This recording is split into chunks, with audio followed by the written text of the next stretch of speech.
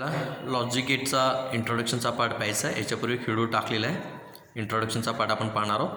इथं या लॉजिक गेटमध्ये आपल्याला सुरुवातीला ॲनालॉग आणि डिजिटल सिग्नल्स पाहिजेत. ॲनालॉग आणि डिजिटल सिग्नल्स.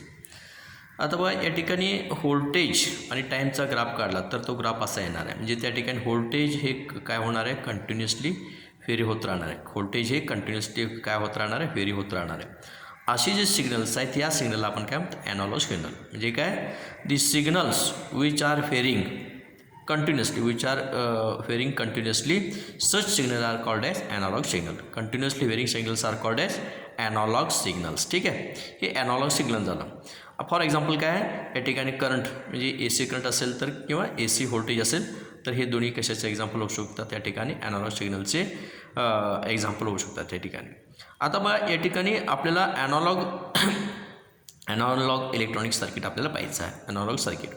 आता ज्या सर्किटमध्ये समजा या ठिकाणी हा सर्किट मांडला, या ठिकाणी सर्किट मांडलं आणि मग हे इथलं जे आउटपुट आहे हे आउटपुट या ठिकाणी हे जे output signal, this output signal varies continuously with according to input signal. This output signal या ठिकाणी हे कसं सर्किट आहे, ह्याचं हे आउटपुट, ह्याचं हे इनपुट.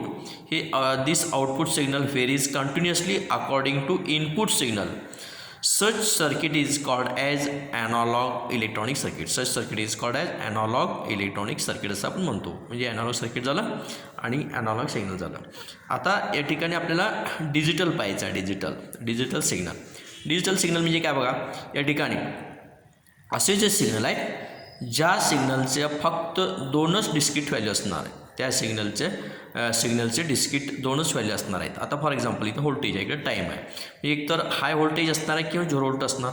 हाय व्होल्टेज ना 0 व्होल्ट. इथं पण हाय व्होल्टेज 0 व्होल्ट, हाय व्होल्ट आणि 0 व्होल्ट. इथं सुद्धा या ठिकाणी हाय व्होल्ट आणि 0 व्होल्ट दोनच व्हॅल्यू आहेत.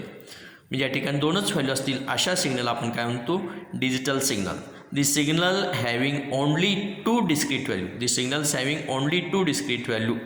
सच signal are called as digital signal. For example current or voltage. या ठिकाणी करंट घ्या किंवा या ठिकाणी व्होल्टेज घ्या आणि किंवा करंट घ्या. म्हणजे ह्याचे एक्झाम्पल होऊ शकतात.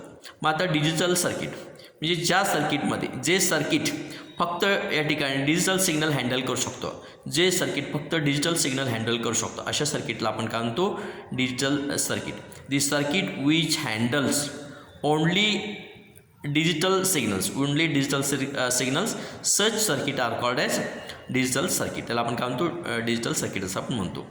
आता या ठिकाणी बघा डिजिटल इलेक्ट्रॉनिक्स म्हणजे काय, इथे या ठिकाणी हे काय, एक इलेक्ट्रॉनिक्स ब्रँच आहे. हे काय आहे, इलेक्ट्रॉनिक्स ब्रँच आहे की ज्यामध्ये डिजिटल सर्किटचं deals with the digital circuit. Such circuit is called as digital electronics.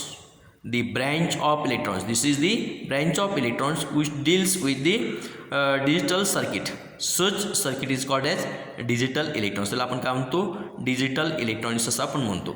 आता याच्या फक्त दोनच व्हॅल्यू असणार आहेत डिजिटल सिग्नल्समध्ये. आउटपुट सिग्नल, त्या ठिकाणी आउटपुट सिग्नलचे त्या ठिकाणी दोनच व्हॅल्यू असणार आहेत. एक तर हाय व्हॅल्यू किंवा लो व्हॅल्यू. हाय व्हॅल्यू म्हणजे 1 व्होल्ट, लो व्हॅल्यू म्हणजे काय 0 व्होल्ट असं असणार आहे. ठीक आहे, म्हणजे त्या ठिकाणी डिजिटल सर्किट. आता डिजिटल सिग्नल झाले, डिजिटल सर्किट झालं. आता लॉजिक गेट. आता लॉजिक गेट म्हणजे त्या ठिकाणी कसं आहे, असं हे डिजिटल सर्किट. लॉजिक गेट आहे काय, डिजिटल सर्किट आहे. इथं आहे बघा हे logic gate.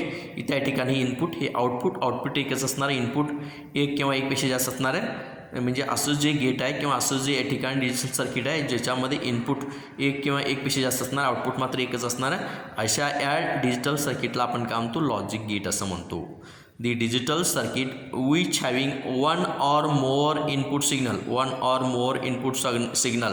but only one output signal. Such circuit is called as logic gate. किंवा अशा सर्किटला आपण काय म्हणतो, लॉजिक गेट असं म्हणतो. ठीक आहे, आता लॉजिक गेट हे काय करू शकतं, this follows the logical relation between input and output. म्हणजे हे आउटपुट आणि इनपुट ह्या दोन्हीमध्ये लॉजिकल रिलेशन या ठिकाणी फॉलो करू शकतो. आउटपुट आणि इनपुट ह्या दोन्हीमध्ये लॉजिकल रिलेशन फॉलो करू शकतो.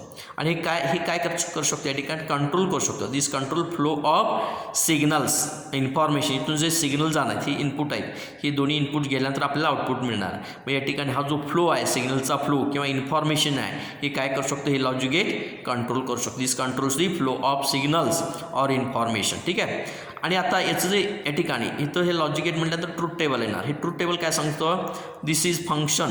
हे काय करतो, फंक्शन, याचं लॉजिक गेटचं फंक्शन डिफाईन करू शकतो. Truth table defines the function of the logic gate. हे लॉजिक गेटचं फंक्शन डिफाईन करू शकतो. किंवा ट्रूथ टेबल काय सांगता येतं, ह्या ट्रूथ टेबलवरून आपलं पुढं पाहणार आहे ट्रूथ टेबल. आता ट्रूथ टेबल ह्याच्यावरून काय सांगता येतं, बिहेवियर ऑफ लॉजिक गेट, म्हणजे ह्या लॉजिक गेटचं बिहेवियर आपल्याला सांगता येतं ट्रूथ टेबलवरून. आपण मागच्या व्हिडिओमध्ये पाहिले ट्रूथ टेबल, तिथं ट्रूथ टेबल म्हणजे या ठिकाणी ह्या ट्रूथ टेबल काय सांगता येतं, बिहेवियर ऑफ लॉजिक गेट आपल्याला सांगता येतं. आता या ठिकाणी हे काय झालं, ट्रूथ टेबल झालं, नंतर या ठिकाणी लॉजिक गेट झालं. आता बुलियन एक्सप्रेशन. बुलियन एक्सप्रेशन म्हणजे हे काय मॅथमॅटिकल स्टेटमेंट आहे. मॅथमॅटिकल स्टेटमेंट आहे, ज्या मॅथमॅटिकल स्टेटमेंटमध्ये इनपुट आणि आउटपुट ह्याच्यामधील रिलेशन, लॉजिक गेटमध्ये रिलेशन आपल्याला एक्सप्लेन करता येतं. अशा ह्या मॅथमॅटिकल स्टेटमेंटला आपण काय म्हणतो, बुलियन एक्सप्रेशन असं आपण, दिस कॉल्ड ॲज बुलियन एक्सप्रेशन. ज्या मॅथमॅटिकल स्टेटमेंटमध्ये इनपुट आणि आउटपुट या दोन्हीमध्ये लॉजिक गेटचे जे दोन्हीमध्ये या ठिकाणी रिलेशन सांगता येतं अशा या स्टेटमेंटला आपण काय म्हणतो, बुलियन एक्सप्रेशन असं आपण म्हणतो. ठीक आहे, म्हणजे अशा पद्धतीने ठिकाणी लॉजिक गेटचा इंट्रोडक्शनचा पार्ट आपण पाहिला. आपण याच्यापूर्वी याचे व्हिडिओ आपण पाहिलेत, लॉजिक गेटचे व्हिडिओ पाहिले. ठीक आहे, म्हणजे उर्वरित पार्ट पुढच्या व्हिडिओमध्ये आपल्याला सांगता येईल. Will stop here.